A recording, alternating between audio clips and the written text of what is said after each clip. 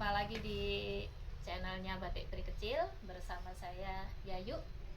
Hari ini kita akan membahas apakah batik itu. Nah, batik ini sebetulnya pengertiannya itu banyak kalau kita lihat di buku-buku. Ada aba dan titik. Ada lagi yang terbaru saya baca itu adalah ngembat dan titik batik. Itu kalau menurut saya itu adalah pengertian dari istilahnya, arti dari istilahnya. Tetapi membatik itu sendiri apa? Itu yang harus kita ketahui, sehingga kita tidak akan keliru menyebutkan selembar kain ini adalah batik atau yang lainnya. Menurut pengertian saya, hasil dari ngobrol, membaca buku, membatik itu adalah menghias motif pada sehelai bidang dengan teknik rintang warna. Ya, rintang warna, rintang itu merintangi sehingga warna tidak bisa masuk ke bidang tersebut. Nah, perintangnya itu apa? Perintangnya adalah malam cair. Nah, malam itu kan harus diaplikasikan ke bidang tersebut. Cara mengaplikasikan malam ke bidang tersebut itu yang kemudian menjadi sebutan dari jenis batik tersebut. Kalau kita mengaplikasikan malamnya dengan menggunakan canting, maka dia disebut batik tulis.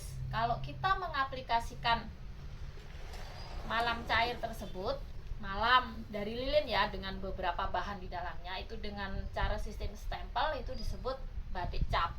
Kalau kita mengaplikasikannya misalnya dengan kuas atau kemudian dengan peralatan yang lainnya, itu juga disebut batik, tetapi batik kontemporer.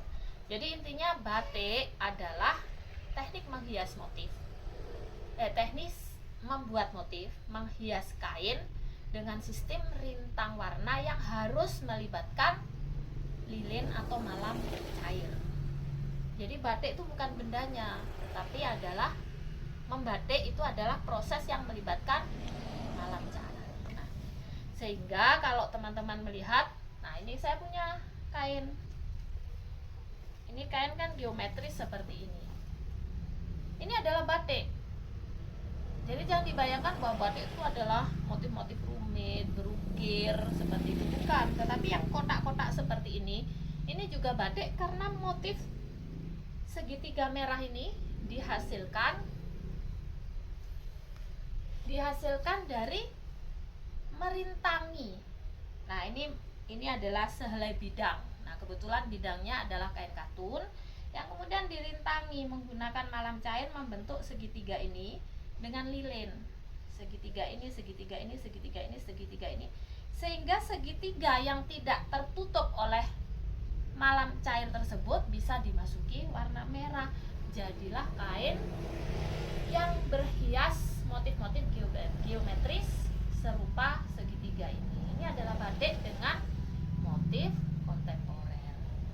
Begitu juga dengan batik ini. Ini adalah batik. Kenapa ini batik? Karena proses untuk menghias kain putih ini menjadi bergaris dan bergambar bunga ini melibatkan malam cair yang dioleskan dengan canting. Kami juga punya yang pengolesan malamnya menggunakan sistem stempel yang disebut dengan batik cap.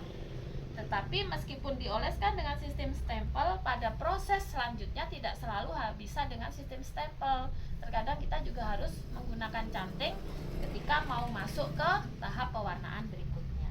Nah, ini adalah contoh-contoh batik. Nah, motifnya bisa apa saja. Nah, ini batik dari Bangkalan, ada batik dari Sampang, dan juga batik kontemporer. Ada juga batik dari Pamekasan. Jadi kalau kita bicara batik, jangan dilihat motifnya saja, tetapi proses pembuatannya.